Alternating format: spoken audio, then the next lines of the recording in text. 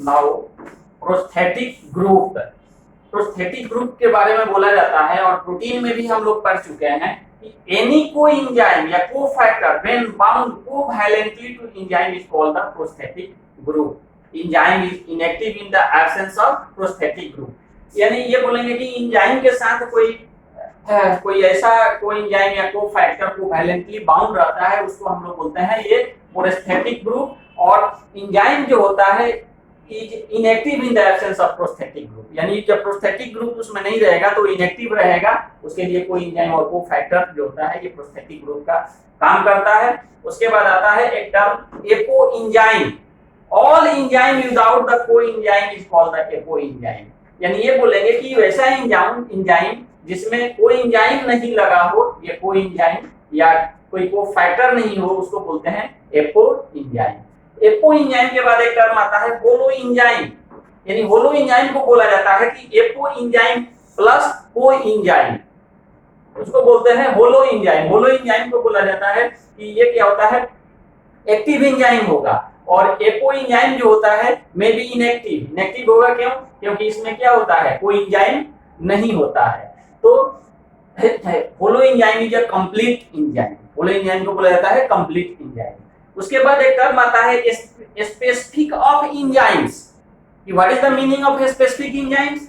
इसका मतलब है कि enzymes are usually very specific for the substrate.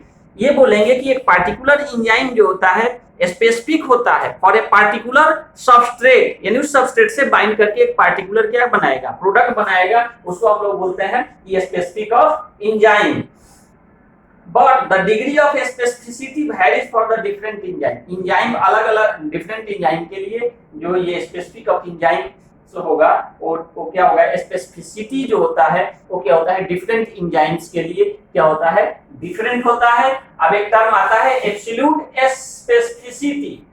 Means some enzymes are specific for one and only one substance. कुछ enzyme है जो केवल मतलब ओनली एक पार्टिकुलर सबस्ट्रेट के लिए क्या होता है, उससे बाइंड करेगा, उसको बोलते हैं एब्सोल्यूट स्पेसिफिसिटी। जैसे ग्लूकोज काइनेज एक एंजाइम जो होता है it is only specific for the glucose, केवल ग्लूकोज के लिए ये स्पेसिफिक होता है, but not on other हेक्सोजेज।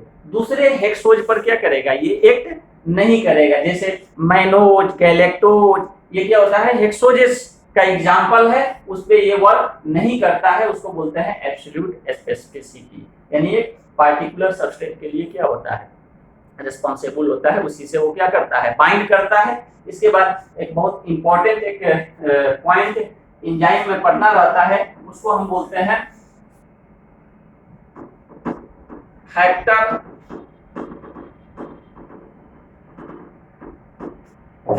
Affecting the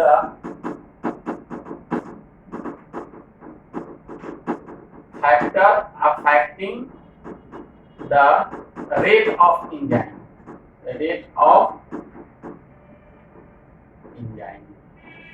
अगर कोई एक पार्टिकुलर एंजाइम होगा तो वो जो रिएक्शन में इन्वॉल्व होगा, यानी सबस्ट्रेट से बाइंड करके जो प्रोडक्ट में कन्वर्ट करेगा, वो डिपेंड करता है किस पर, टेम्परेचर पर, दूसरा होगा डिपेंड करेगा पीएच पर, तीसरा डिपेंड करता है कंसंट्रेशन ऑफ एंजाइम, और चौथा जो है डिपेंड करेगा कंसंट्रेशन ऑफ सबस्ट्रेट। यानी ये particular enzyme work on a particular temperature, उसके लिए एक पार्टिकुलर पीएच चाहिए, और क्या होगा, कंसंट्रेशन ऑफ द एंजाइम का कंसंट्रेशन बढ़ रहा है तो रेट ऑफ रिएक्शन भी बढ़ेगा। कंसंट्रेशन ऑफ सबस्ट्रेट, यानी सबस्ट्रेट का अमाउंट बढ़ा रहे हैं तो क्या होगा, रिएक्शन का जो रेट होगा वो भी बढ़ेगा। पीएच अगर चेंज हो रहा है, टेम्परेचर चेंज हो रहा है, तो एंजाइम की जो एक्टिविटी होगा उस पर इसका क्या होता है, इफेक्ट इसका पड़ता है। Thank you so much.